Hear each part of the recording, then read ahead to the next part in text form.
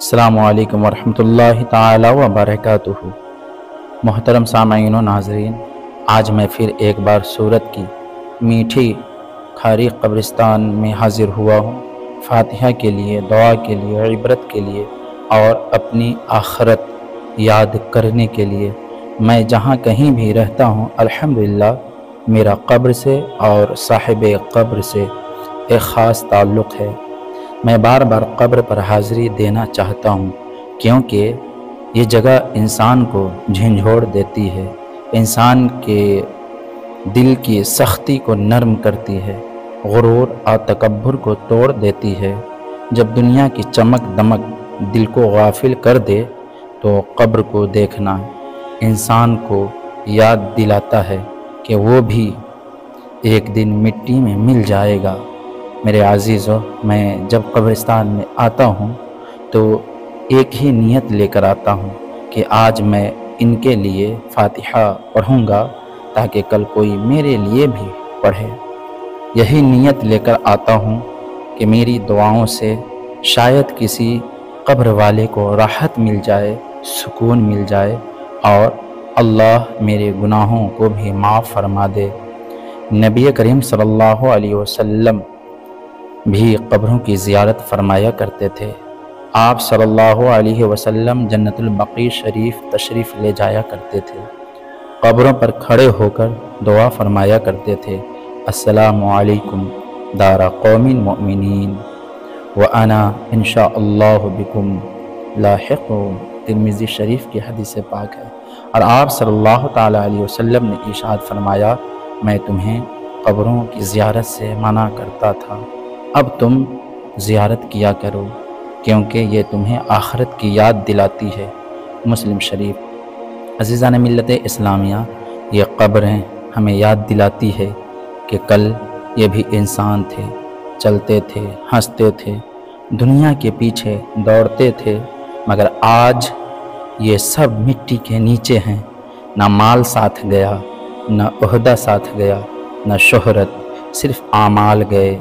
ہمیں بھی جانا ہے، ہمارا بھی یہی انجام ہے، تو کیوں نہ ہم آج ہی توبہ کر لیں، اللہ سے رجوع کر لیں، نماز کا دامن تھام لیں، ماں باپ سے حسن سلوک کریں، ظلم چھوڑ کر عدل کو اپنائیں اور قبر کی تیاری کر لیں۔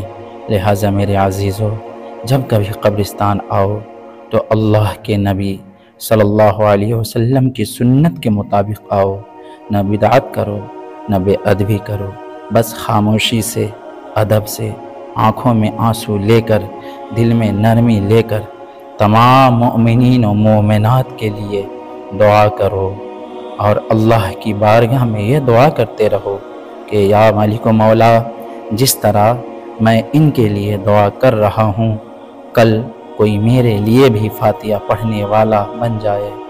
اللہ پاک ہم سب کو نیک اعمال کرنے کی توفیق عطا فرمائے۔ عزیزان ملت اسلامیہ، دیکھیں یہ منظر دیکھ کر دل کانپ جاتا ہے۔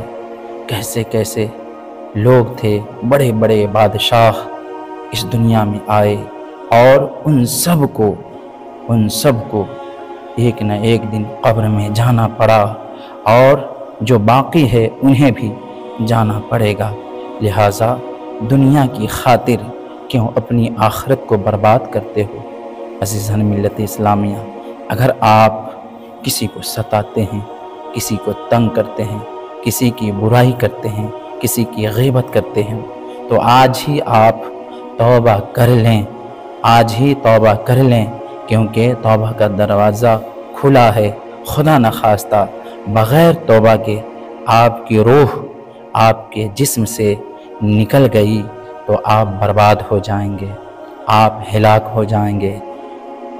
قیامت کے دن کوئی بھی پوچھنے والا نہ ہوگا، پھر آپ پھنس جائیں گے، رب کے سامنے کیا منہ دکھائیں گے؟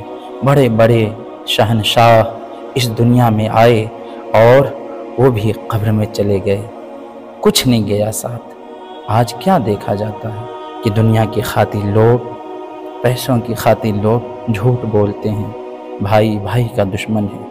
عزیزان ملت اسلامیہ، خدا کی قسم آپ ایسا نہ کریں، آپ ایسا نہ کریں، اپنی قبر کو یاد کریں، خدا کی بارگاہ میں دعا کریں اور آپ تمام گناہوں سے بچیں۔ اگر کوئی گناہ آپ سے سرزد ہو جائے تو آپ فوراً توبہ کریں، اللہ پاک غفور الرحیم ہے، آپ کی مغفرت فرمائے گا۔ ورنہ اگر آپ نے رب کی بارگاہ میں توبہ نہ کی تو پھر آپ بھی عذاب قبر میں مبتلا ہو جائیں گے۔ اللہ پاک ہم سب کو حق بولنے کی توفیق عطا فرمائے، آمین ثم آمین۔ السلام علیکم ورحمۃ اللہ۔